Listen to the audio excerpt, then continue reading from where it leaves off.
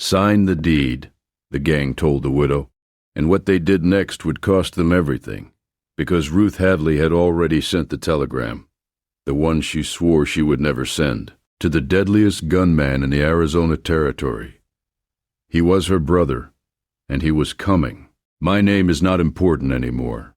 I am an old man, and old men collect stories the way crows collect silver. Some stories stay behind the eyes and never get told.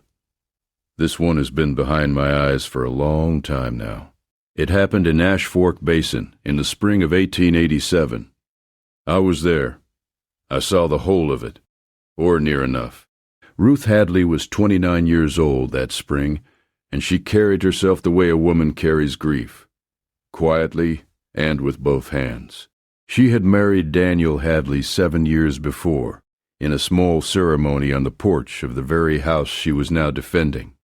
Daniel was a good man, a careful man, a man who studied the water table the way some men study scripture. He had built the Hadley homestead from bare red dirt, a well, a house, a barn, a pen of cattle, and 60 acres of bottomland along the creek that never ran dry, not even in August. That creek was the thing. That creek was what started all of it. The Southern Pacific had been pushing its Prescott spur southwest through Yavapai County since the middle of the decade. They needed a water stop, a place where the locomotives could drink. Survey maps showed Hadley Creek was the only reliable surface water for 11 miles in either direction. The railroad's land agent, a man named Keller, had come to Daniel twice with a purchase offer. Daniel turned him down twice. The second time, Keller left without shaking hands. 3 weeks after the second visit, Daniel Hadley was found under his overturned buckboard at the bottom of a gully on the west edge of his property. The coroner said the wheel broke on loose rock and the rig rolled. The foreman from the Pelham ranch who found him said the same. Judge Horace Pelham signed the death certificate inside an hour. Ruth held Daniel's horse for the funeral and did not cry until she was back inside the house with the door latched, because she understood, even then, that she could not afford to look like a woman who was breaking. She was not breaking. She was thinking. Dixon Mallory showed up 6 days after the burial. He came with 4 men, all of them on good horses, all of them wearing new boots. He was tall and lean, with a drooping gray mustache and pale eyes that moved around a room the way a rat's eyes move, always checking exits. He introduced himself as a representative of the Pelham Land Company and laid a paper on Ruth's table. The paper offered to buy the homestead and the water rights for $1,200. Ruth read it without picking it up. She asked what happened if she did not sign. Mallory smiled and said that was the wrong question. The right question, he said, was what happened when she did sign, and the answer was $1,200 in her hand and a stage ticket north. Ruth showed him the door. He came back the next evening just at sunset, with 6 men instead of 4. The men stayed on their horses. Mallory stood at the gate and called out in a voice that carried like a cattle auctioneer's. He told her the offer was still $1,200, but he could not promise it would be $1,200 much longer. Then he said what I quoted to you at the start of this story, partner. Sign the deed, or we'll be back every sunset until you do. Ruth watched them ride out. Then she went inside, poured herself a cup of coffee she did not drink, and sat at the table for a long time. She had 2 neighbors within riding distance, the Kettermans and the Whitcliffe widow, and she had already asked both of them for help. The Kettermans said they were sorry, but they had their own situation to worry about. The Whitcliffe widow came over and cried and said it wasn't right, and that was about as useful as a screen door on a submarine, which is a saying I heard a railroad man use once and thought was about right. Ruth had one other option. She had been turning it over in her mind for days the way you turn a stone over with your boot, not wanting to see what is underneath. She went to the writing desk in the corner of the sitting room and found the address she had kept in the bottom drawer for 6 years and never used. She wrote 3 sentences. She wrote them carefully, the way a person writes something that costs them something to write. She wrote, Caleb, Daniel was murdered. Come home. She signed it with her maiden name, which was Hadley too, because she and Caleb were brother and sister, both born in that territory, both children of a man who taught them that the land you worked was the only honest thing the world gave you. Caleb Hadley. I have to stop for a moment here and tell you who that was, because if you had been standing on any street corner between Tucson and Flagstaff in the spring of 1887 and said the name Caleb Hadley out loud, at least one man within earshot would have gone quiet and taken a step sideways. He had gone by other names in other places. That is a thing that happens to men who do what he did.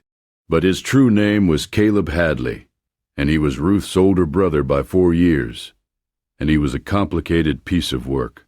He had left the territory when he was 22.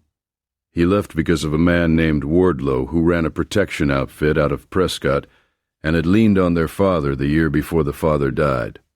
Their father did not bend. Wardlow's men came back with numbers and fire. Caleb rode out the next morning and was gone for 11 years.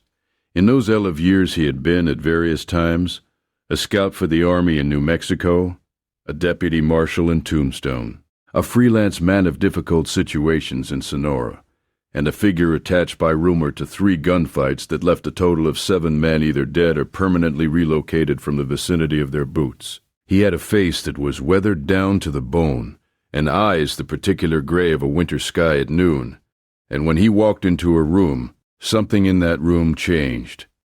Ruth had not spoken to him since their father's funeral.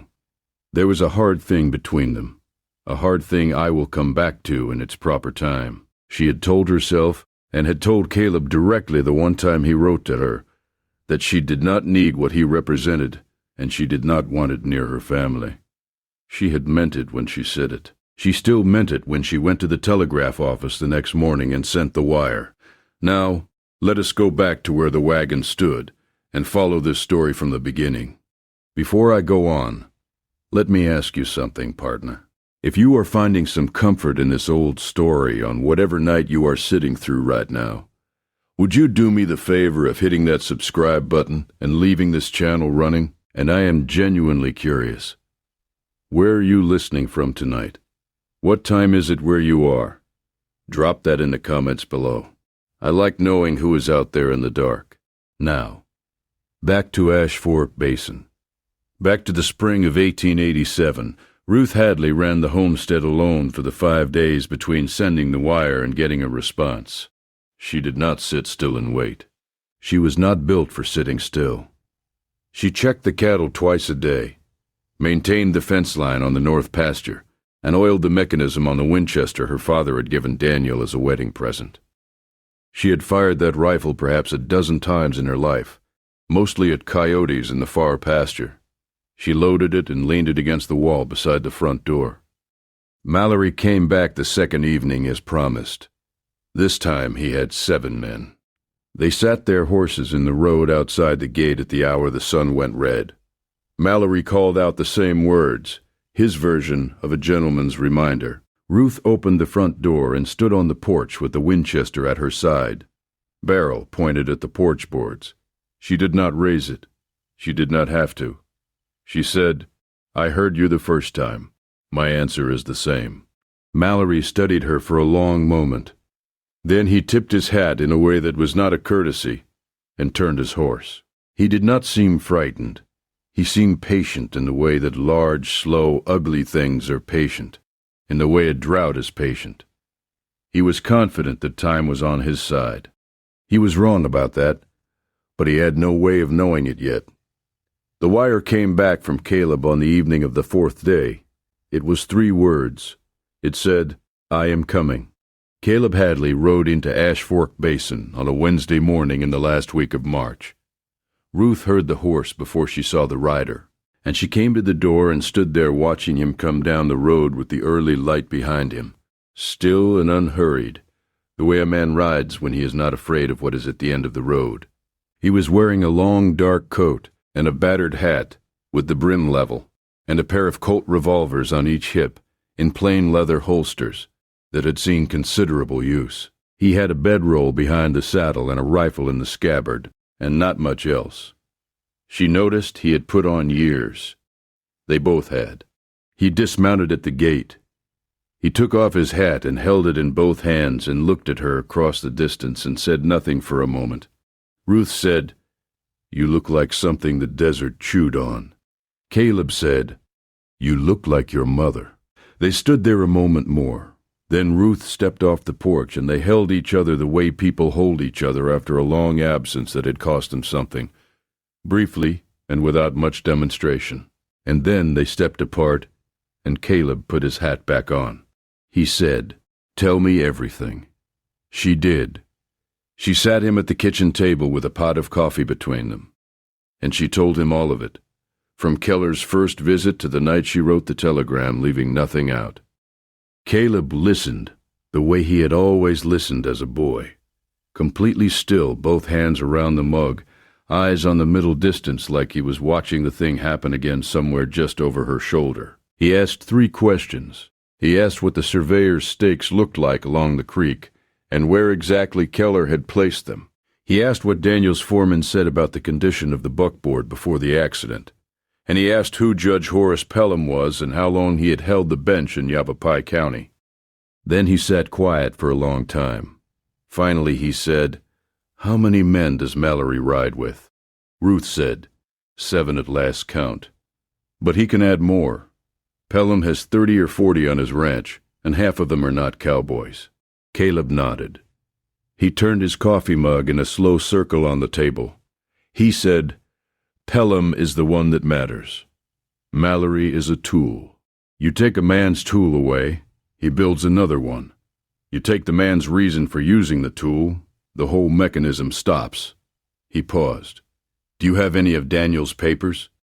Survey records? Correspondence with the railroad? Anything in writing?" Ruth said, "In the bottom of the chest, in the bedroom. Daniel kept everything." Caleb said, "I am going to need a few days, and I am going to need you to trust me." Ruth gave him a long, level look.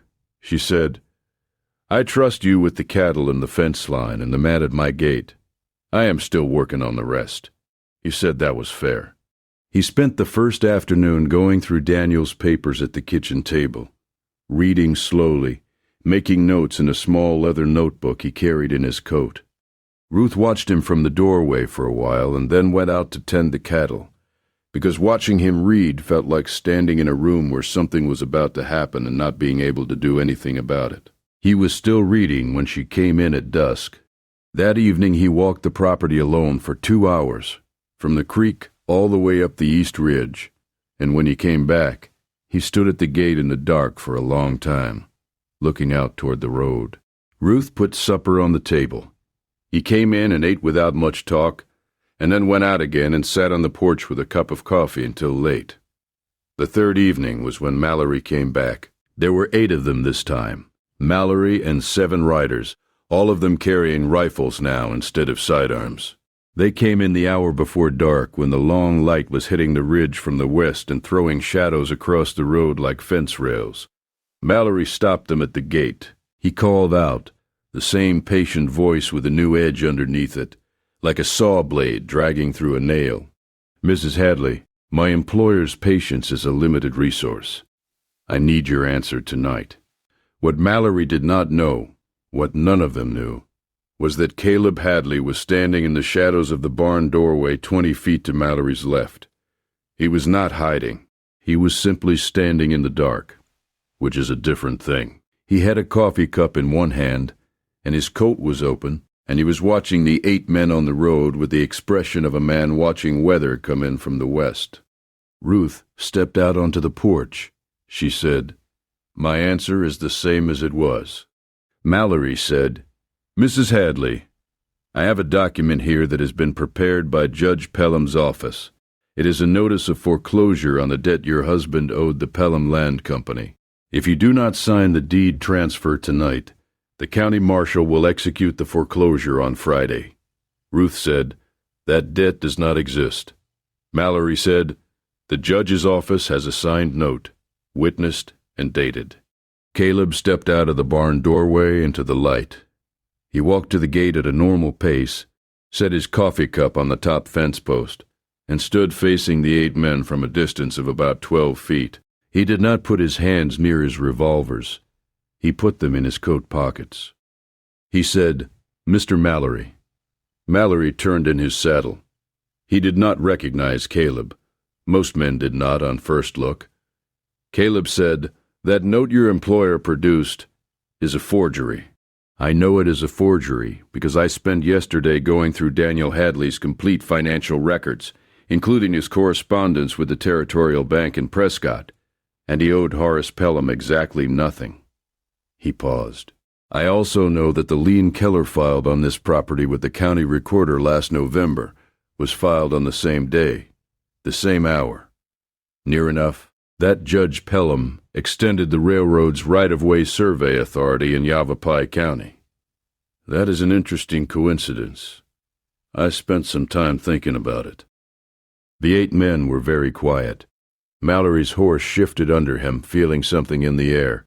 Mallory said, "I don't know who you are, mister, but you are on private property and you are interfering with lawful." Caleb said, "My name is Caleb Hadley. Ruth is my sister, and I am going to give you a piece of advice for free, which is more than you deserve." Something moved through the group of riders the way wind moves through grass. Not visible, but you could see the effect of it. 2 of the men in the back shifted their horses sideways without seeming to know they were doing it. Mallory had not gotten where he was by being uninformed. He had heard the name. His pale eyes went through a small calculation that was visible briefly on his face. Caleb said, "Take your men and ride back to whoever sent you. Tell them that Ruth Hadley is not going to sign anything, and that the matter is going to go before the Territorial Court in Prescott, with the full document record that Daniel Hadley kept. Tell them to hire a good attorney and prepare to answer questions." He picked up his coffee cup from the fence post. "Or if they would prefer the other kind of conversation, I am available for that too." He went back inside. The 8 men sat in the road for almost a full minute. Then Mallory turned his horse and they rode out, and the sound of the hooves faded south toward town. Ruth came off the porch. She stood beside Caleb near the gate in the failing light. She said, "That is not going to be the end of it." Caleb said, "No. That was the beginning of it. He was right. You knew he was right, partner. Men like Mallory and the thing behind Mallory do not fold on a warning." What that moment bought was time, and time was what Caleb needed, because what Caleb had in mind was not a gunfight. A gunfight is a simple thing that solves a simple problem. The problem in Ash Fork Basin was not simple. The problem was a judge. That night around the fire, Caleb told Ruth the plan. He said the railroad wanted the water rights through legal seizure, foreclosure or eminent domain or a county deed transfer authorized by a friendly judge. Violence was a tool for softening the target, not for taking the land. They could not shoot Ruth into signing a deed that the Territorial Court might later void. What they needed was a piece of paper, something clean and final, something that moved through the legal machinery before anyone could stop it. And the machinery that would produce that paper was Judge Horace Pelham's office.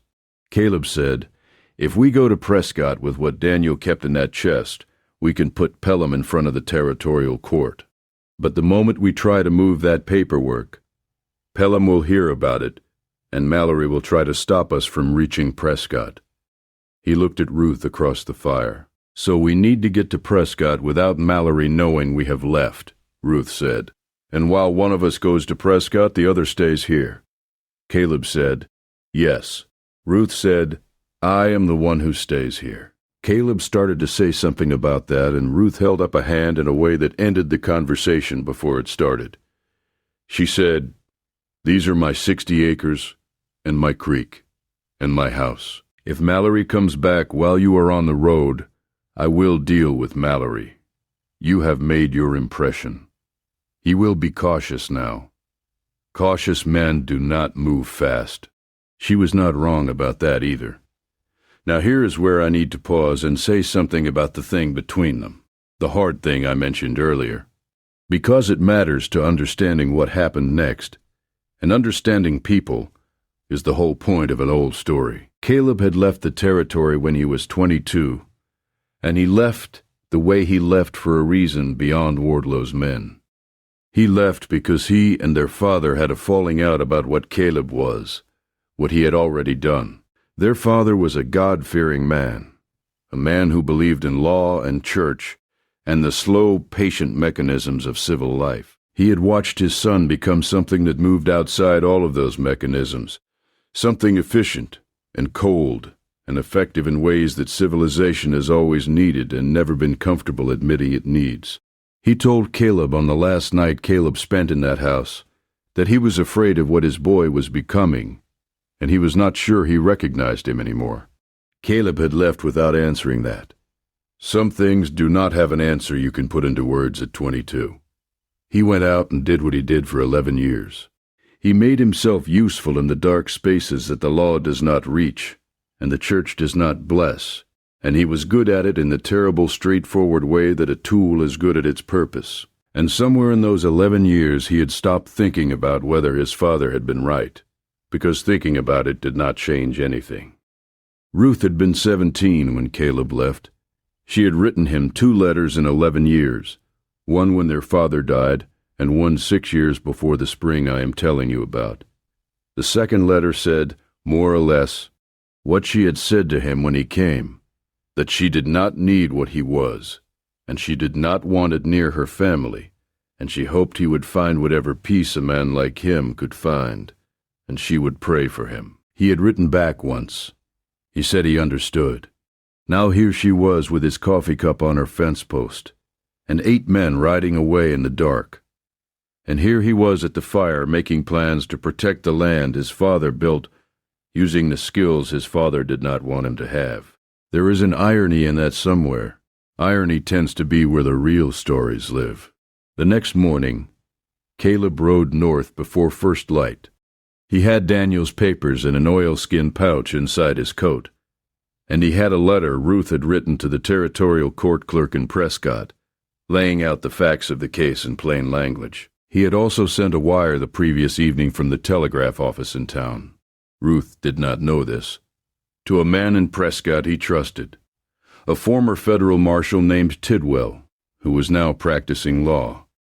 Tidwell had been expecting to hear from him.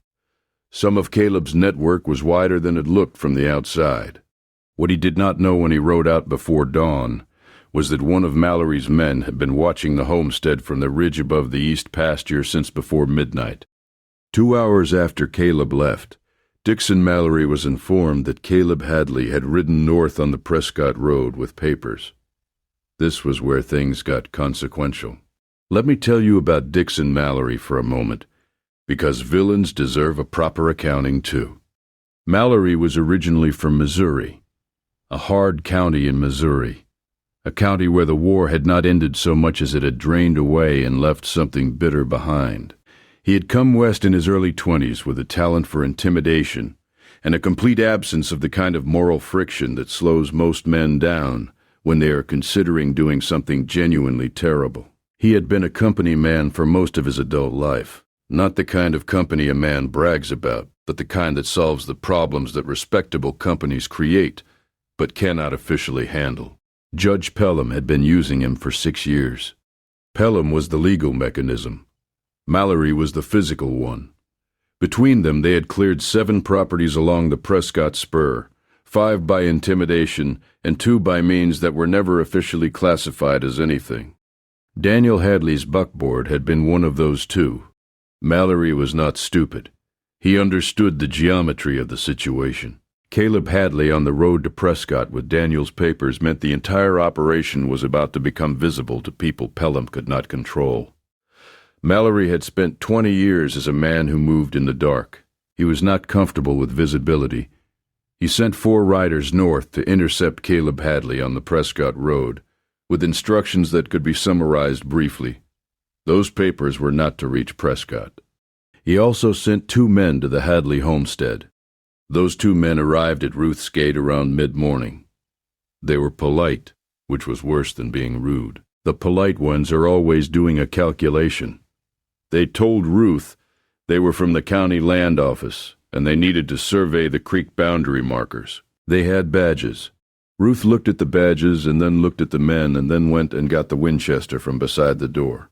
She said, "The boundary markers are where they have always been. You can see the stakes from here. Now, I am going to ask you to get off my property before I put a hole in the gatepost right next to your left ear," which is me being polite.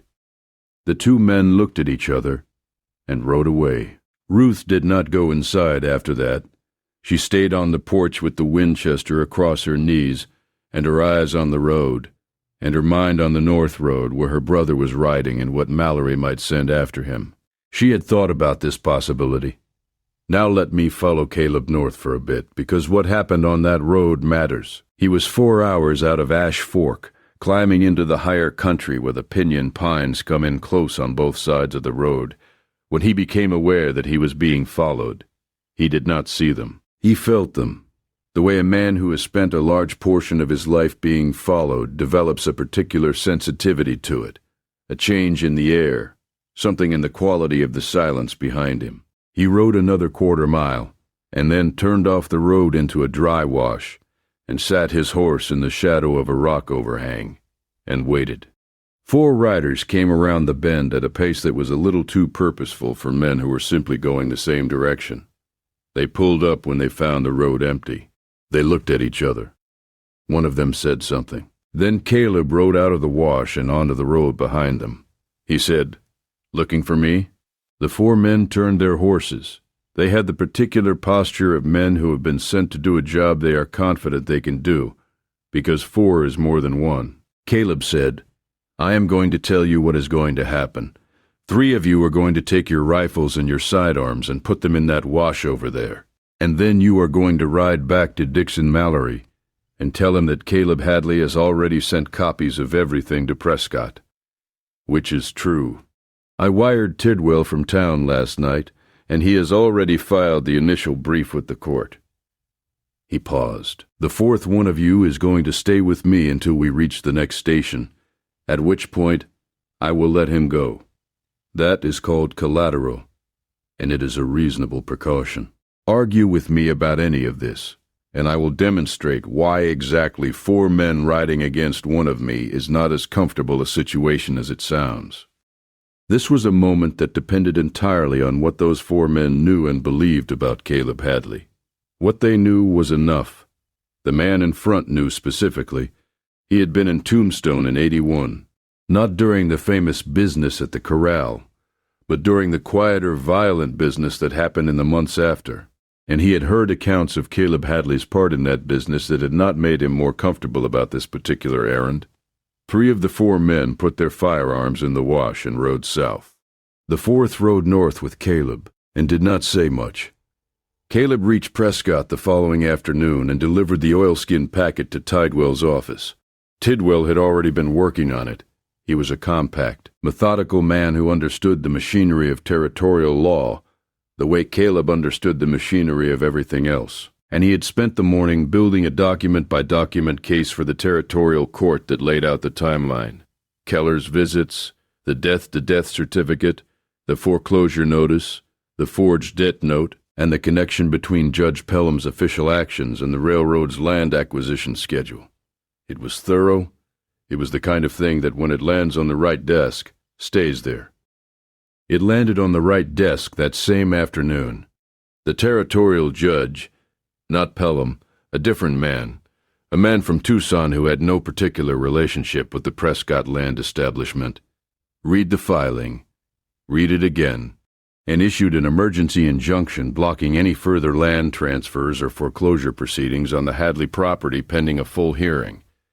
He also issued a notice of inquiry into Judge Pelham's conduct, which in the language of territorial law in 1887 was the first step on a road that would take Pelham approximately 18 months to fully walk, but walk it he would. Caleb wired Ruth from Prescott. The wire said, "Hold the line." Coming home tomorrow, Ruth was holding the line. Mallory came the 3rd evening after Caleb had left, and this time he did not come to talk. He came with 11 men, after dark, in the hour when the moon had not yet risen and the only light was the stars and the lamp in Ruth's window. They came quietly, no lanterns, walking the horses the last quarter-mile.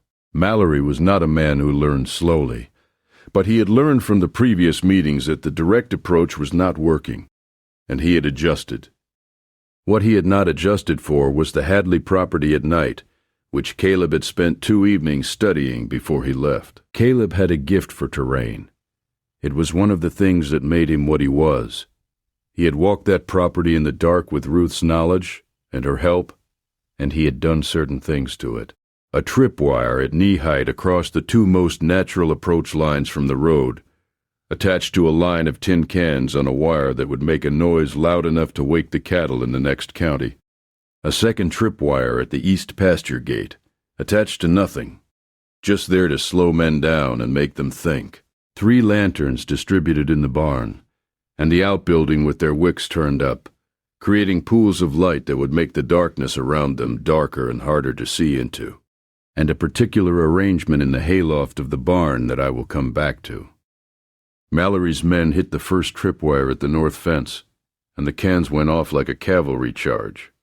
Ruth was already awake, dressed, sitting with the Winchester near the door. She went out the back of the house while the front was still drawing attention, came around the south side of the barn, and got herself into a position in the shadow of the water trough that Caleb had designated for her, with a fence stake and a length of red cloth tied around it, which she had removed after she memorized the spot. Mallory reorganized his men in the field after the wire, which took time. He sent 4 men to the barn, the obvious strong point, the obvious place a defender would go, and kept the rest with him moving toward the house. The 4 men who went to the barn found the hayloft door open and a lamp burning at the top. 2 of them climbed the ladder. Caleb was in the hayloft. He had ridden back from Prescott in under a day, changing horses at the station halfway down, and arrived 4 hours before Mallory's men. He had not sent Ruth a second wire about the arrival time, because wires could be read at the station by people who reported to Mallory, and he was tired of giving that man information. What happened in the barn I will tell you the way an old man tells it, which is to say, there was a considerable amount of noise, and when it was over, 2 of Mallory's men were sitting in the dirt outside the barn holding their gun hands, and one was sitting against the wall of the barn holding his ribs, and all 3 of their rifles were in the hayloft, and all of their sidearms were in the water trough. The 4th had gotten away in the confusion which Caleb had allowed, because you can always allow one to get away, and it usually saves later trouble. Mallory at the front of the house heard the noise from the barn, and understood in the way that competent men understand the meaning of sounds, that something had gone wrong in a manner that was not in his favor. He was recalculating. He had 7 men left around him, plus whatever was in the barn, which was now unclear. He was at the front door of the house, which was locked, and the lamp inside had gone out. He was beginning to appreciate that he might have miscounted something important. Then Ruth spoke from the darkness near the water trough. She said, "Mr. Mallory, I have a rifle pointed at the center of your back. My brother is somewhere in that barn, and I believe he is not in a patient mood tonight.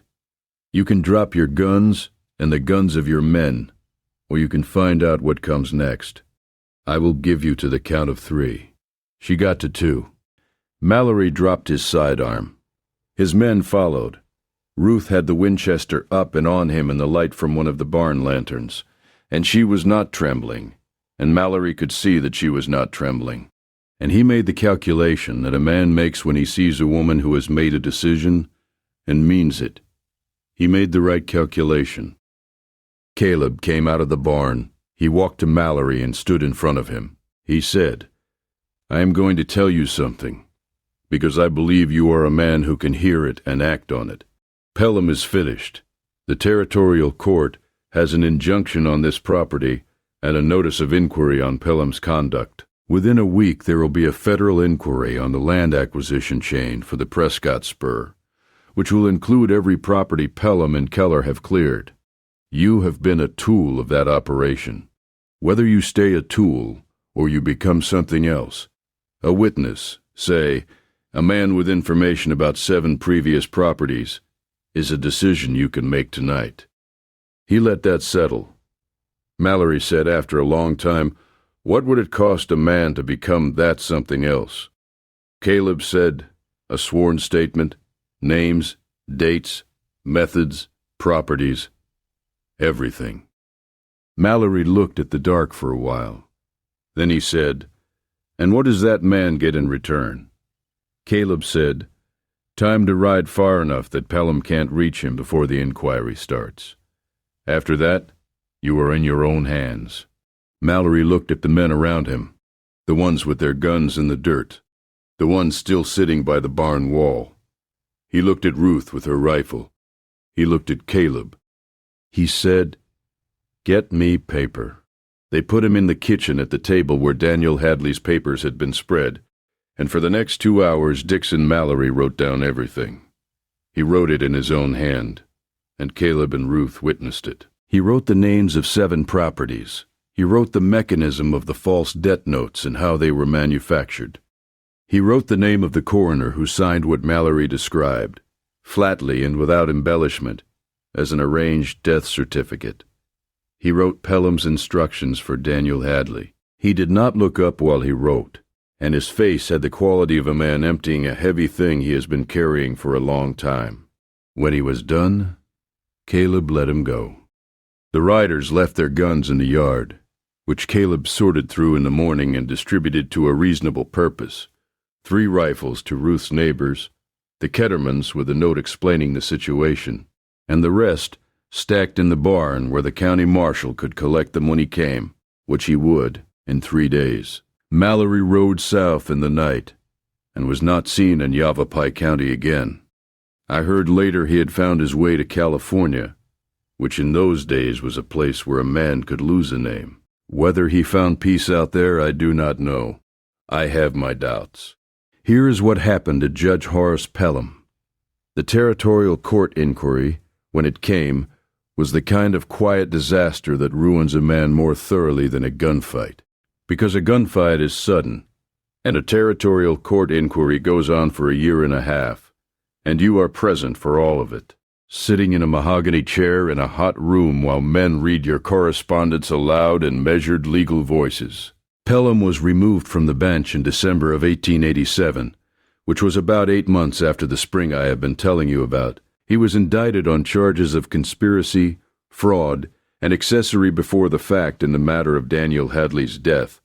The indictment included 6 other properties and 14 counts total. His attorney was a capable man from Phoenix, who managed to reduce the sentence considerably, but Pelham spent 4 years in the territorial prison at Yuma, and came out a small, quiet, comprehensively broken man who lived another decade in Phoenix on a clerk's wages and was buried in a public cemetery without a marker of note. The coroner who signed the false death certificate resigned the week the inquiry began and left the territory. He was never found.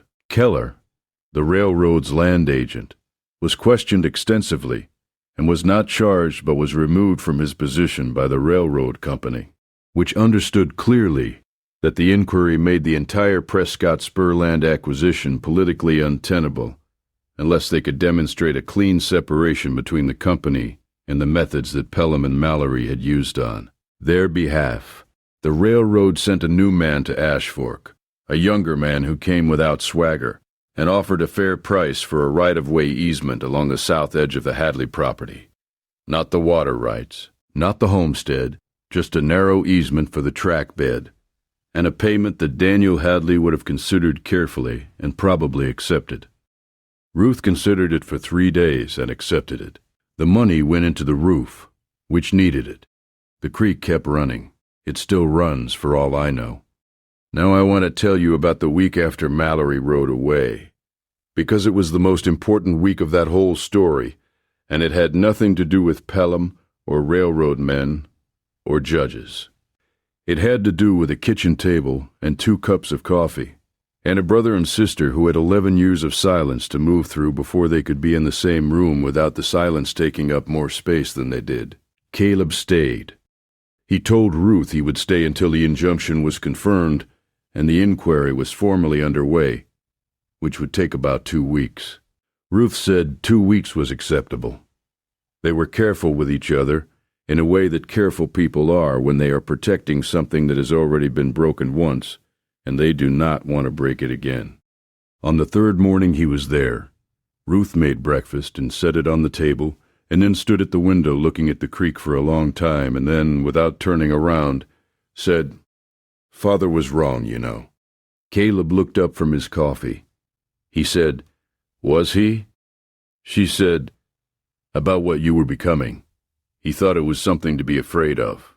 He should have thought of it as something to be grateful for, because it is the reason I am standing in this kitchen instead of a stage office in Flagstaff with $1,200 and nowhere to go." There was a silence. Caleb said, "He loved you very much. He was afraid of what I was bringing into proximity to that." Ruth said, "He was afraid in general.